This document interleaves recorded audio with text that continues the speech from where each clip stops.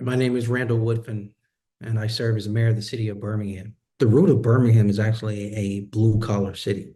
When you peel back how we were founded in 1871, why we were founded, why people came here, participated in the Industrial Revolution, the creation of steel.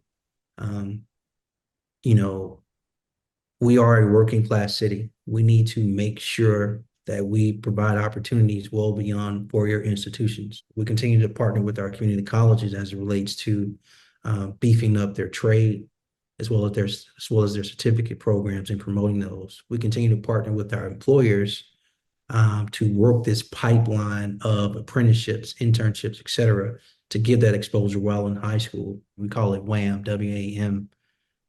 That was intentionally created to focus on creating pathways literally for women of color to enter the manufacturing field with companies throughout our region. I think the other piece is, again, that partnership.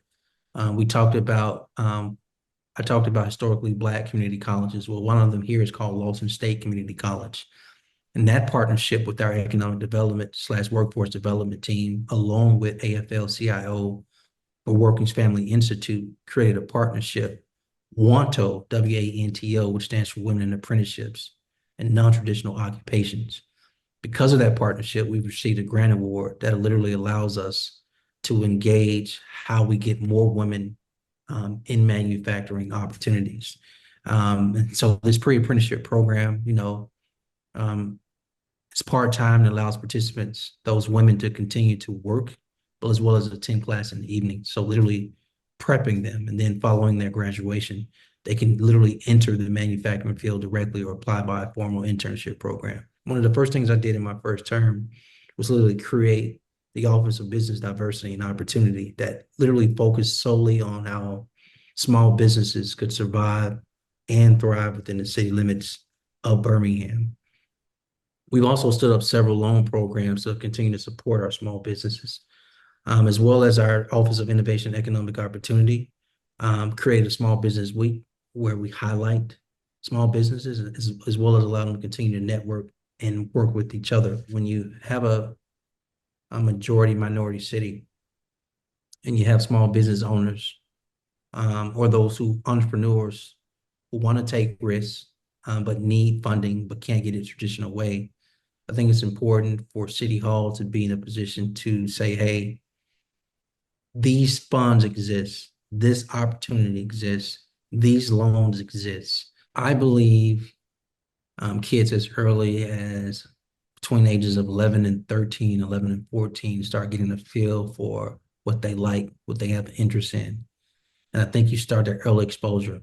I think literally by their sophomore year in high school, they should be working. I think by their junior year of high school, they should have the opportunity and ability to leave high school early, receive high school credit hours for working, and be working at a place of employment that they got an interest or passion in, um, as well as get paid at least $15 an hour so they can understand the importance of work and taking care of themselves. And by their senior year, continue those opportunities to leave high school early and receive high school credit hours. Birmingham Promise is a twofold opportunity. One, if you finish um, any Birmingham City school, then you are allowed to attend any state public college or university 2 or 4 year tuition free. There is no question about your ACT, SAT score, or GPA. If the institution of higher learning, the 2 or 4 year accepts you, Birmingham Promise covers your tuition.